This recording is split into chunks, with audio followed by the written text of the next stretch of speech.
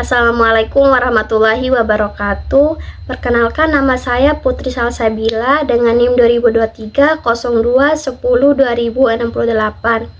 Saya dari Fakultas Ilmu Sosial dan Politik dari jurusan Ilmu Administrasi Publik. Saya dari semester 4 kelas C. Di sini saya akan membuat video untuk memenuhi tugas UAS dari Bapak Iskandar SOS MA selaku dosen pengampu mata kuliah Pendidikan Anti Korupsi.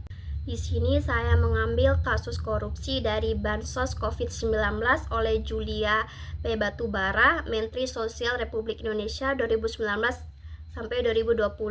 Julia Batubara terbukti menerima suap sebesar 32,4 miliar dari rekanan penyediaan bantuan sosial atau Bansos sembako COVID-19 pada tahun 2020, dan dana itu seharusnya digunakan untuk membantu masyarakat miskin selama masa pandemi, namun diselewengkan untuk kepentingan pribadi dan politik.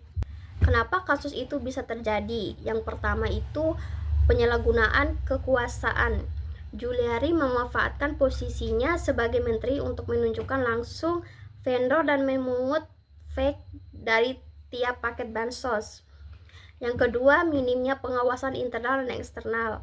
Tidak ada mekanisme pengawasan ketat terhadap pelaksanaan distribusi bansos. Yang ketiga, ada kondisi darurat pandemi. Situasi darurat dijadikan alasan untuk mempercepat proses tanpa prosedur ketat yang membuka peluang korupsi. Yang kelima, budaya korupsi sistematis. Praktik gratifikasi dan fee proyek sudah dianggap lumrah oleh sebagian pelaku birokrasi. Apa dampak kasus korupsi itu untuk masyarakat? Yang pertama, meningkatkan penderitaan masyarakat miskin. Bansos yang seharusnya membantu warga berdampak pandemi menjadi berkurang kualitas dan jumlahnya. Yang kedua, menurunnya kepercayaan publik. Masyarakat kehilangan kepercayaan terhadap pemerintah dan aparat penegakan hukum. Yang ketiga, kerugian negara dan ekonomi. Dana negara yang seharusnya digunakan untuk pemulihan krisis ekonomi justru dinikmati segelintir orang. Yang keempat, memperbesar kesenjangan sosial. Warga yang seharusnya mendapatkan bantuan menjadi korban ketimpangan. Apa yang harus dilakukan agar kasus korupsi seperti ini tidak bisa terjadi lagi?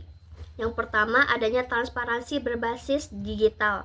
Semua proses pengadaan bansos dan penyaluran harus dilakukan secara terbuka dan online, sehingga bisa diawasi oleh masyarakat secara real time. Yang kedua, pelibatan masyarakat sipil dan media.